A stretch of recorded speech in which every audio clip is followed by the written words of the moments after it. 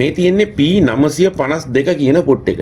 මේක තමයි සාමාන්‍යයෙන් ගොඩක් අය දැකලා තියෙන නිසා බහුලවම භාවිතා වෙන්නේ. මේකේ මේ පොට් එක පිටිපස්සේ තියෙනවනේ මේ ඇණය සහ ඇණයට සම්බන්ධ කරලා ස්ප්‍රින් එකක් තියෙනවා.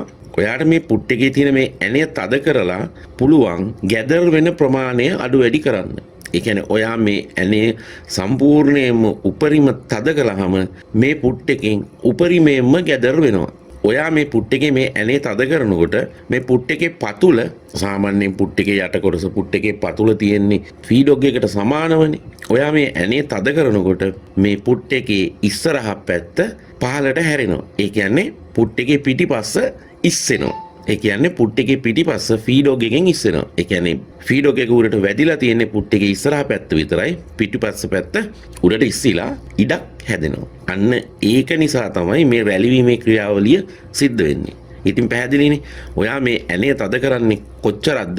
අන්න ඒ ප්‍රමාණයට සාපේක්ෂව ඔයා රැලි කරන්න යන රෙද්ද රැලි වෙන එක සිද්ධ වෙනවා. ගැදර් කරන මොන ෆුට් එක පාවිච්චි කළත් මැෂින් එකේ මැහුම් පරතරය ඈඩ් කරන්න ඕනේ. ඒකට අපිට කලින් ඉලක්කමක් කියන්න බෑ 4ට තියන්න 5ට තියන්න කියලා.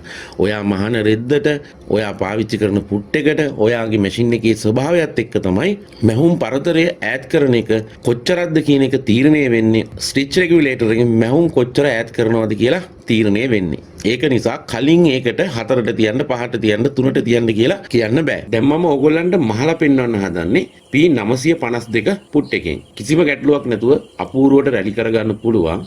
ඒ වගේම මම ඕගොල්ලන්ට මේ පුට් එකේ තියෙන තව විශේෂත්වයක් පෙන්වන්නම්. ඒක තමයි ඔයාට මේ පුට් එක හයි කරලා තියෙන වෙලාවට ගැදර් කරන්න ඇනේ තද කරලා ගැදර් කරනවා වගේම මේ පුට් එක ගලවලා නැවත නෝමල් පුට් එක හයි කරන්නේ නැතුව මේ පුට් එකේ තියෙන ඇණය උපරිම බුරුල් කරලා නෝමල් පුට් එකක් විදියට පාවිච්චි කරන්නත් පුළුවන්. ඒ කියන්නේ ඔයා ගැදර් කරන එකයි නෝමල් මහන එකයි දෙක විතරක් කරන කෙනෙක් නම් ඔයාට නෝමල් පුට් එක සහ මේ ගැදරින් පුට් එක ගලව මාරු කරන්නේ නැතුව මේ පුට් එකෙන්ම නෝමල් මහලා ඊළඟට ගැදර් කරන්නත් පුළුවන්. කරන්න තියෙන්නේ නෝමල් මහනකොට ඇණේ බුරුල් කරන එක සහ ගැදර් කරනකොට ඇණේ තද කරන එක.